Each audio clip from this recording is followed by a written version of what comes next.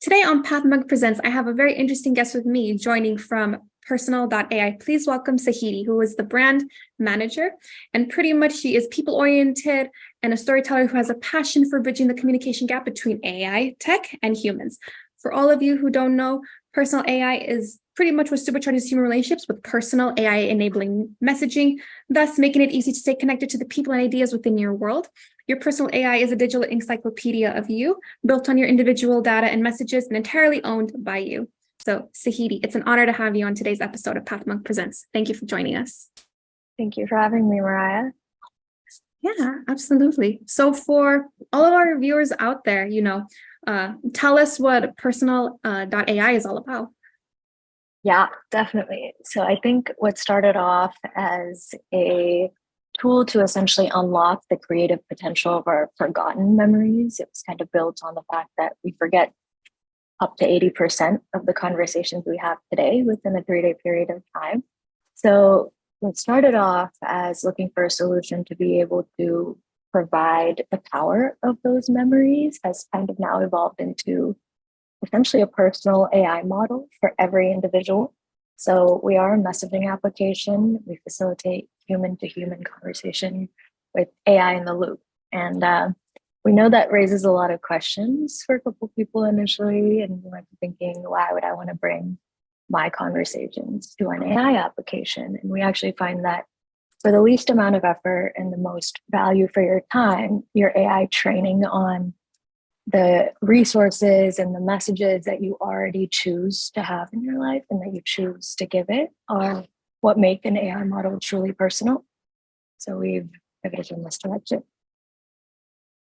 Wow, that's really interesting. It's like really, really cool, especially with where AI is going now. A lot of people are having their questions, raising concerns, but I think it's great with the way that, your company is, doing that.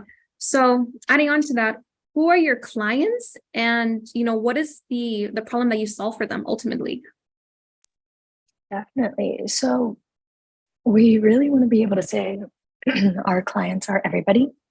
So that comes down to the everyday consumer. That's anyone that's already dealing with a lot of knowledge in their life, anyone that would like more personal knowledge management, and to be able to essentially automate conversations or provide continuous connections with people and connections in their world. So anybody kind of looking to scale all of the work they're already doing and the knowledge that they're working with. Very cool. I love that. So what would you say is your top client acquisition channel then? Would it be digital marketing? Would it be inbound? What would it be? Yeah, so actually, primarily our main leads come in through organic search, which means a lot of people are finding us, whether it's via Google search or TikTok creators or Twitter or Instagram. So we found that those are our top 3 social media channels. And then organic search is going to be the number one way that people are finding out about personally. Wow, that's awesome.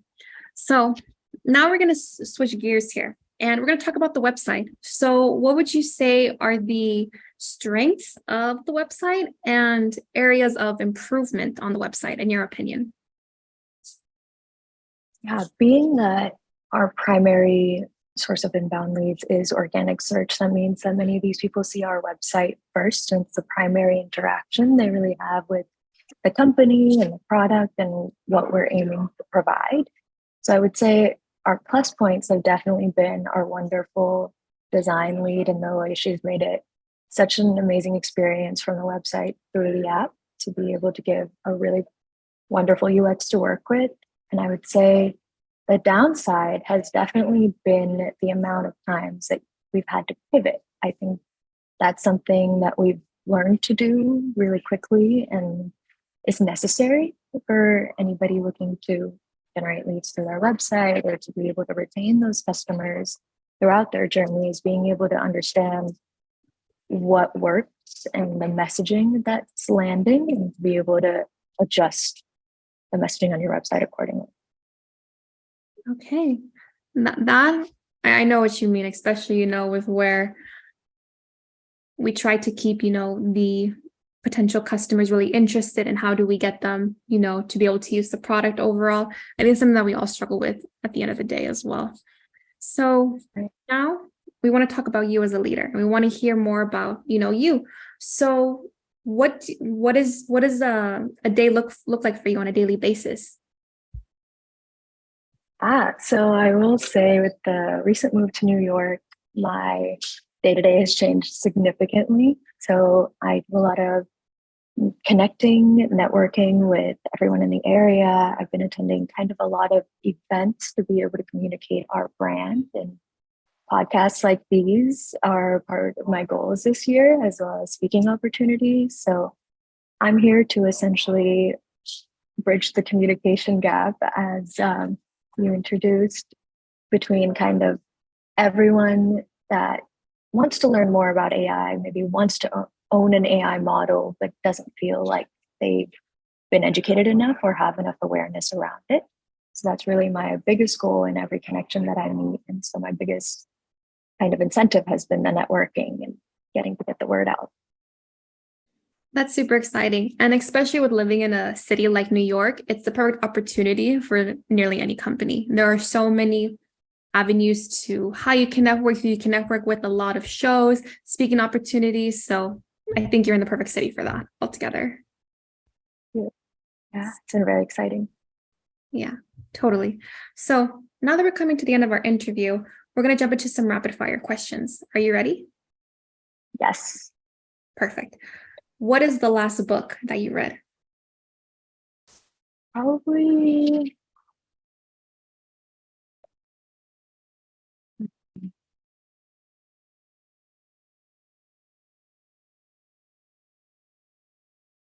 I recently read Games People Play by James, and I was blanking on the last name. Eric Byrne. Sorry, that was the most.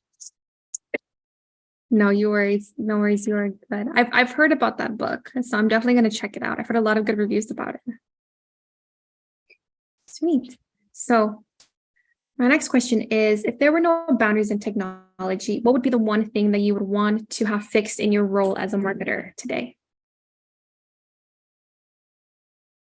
These are very good questions. I would say access to education is the biggest thing that I wish everyone would be able to be facilitated through technology. I would hope that that's one of the first things that advances in technology would be able to provide. In terms of marketing, I think education comes in many forms, and marketing is almost a form of being able to educate others and being able to provide access to that learning resource or knowledge. So that's the biggest change that I would like to see.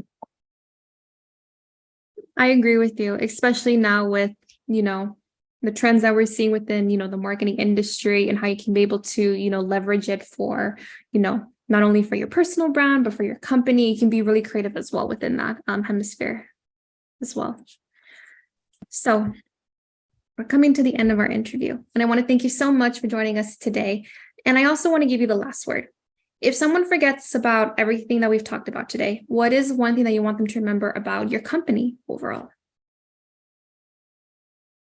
I would say there are a lot of solutions that are emerging in the industry and the world today, and it's really hard to be able to filter through all of them and understand exactly what works for you. I think the key differentiator is knowing where you have security and data privacy and actual ownership, as opposed to when you're collaborating or interacting with a model that's adding to someone else's incentives and ultimately benefiting other businesses. So I would say personal AI has been around for 3 years. Actually, we've built a personal language model that doesn't operate the way that LLMs currently do with resources from the world. It only operates within the sources that you give it. So it's meant to be a true representation of you. So you're looking for an AI solution that's catered to you and can be owned by you. That I would say you should remember about personal AI. Amazing. Well, thank you again so much for today. It was an honor, and we love learning more about personal AI and what they have coming down the pipeline as well. So for all of our listeners out there on Pathmonk Presents, check us out on next week's episode.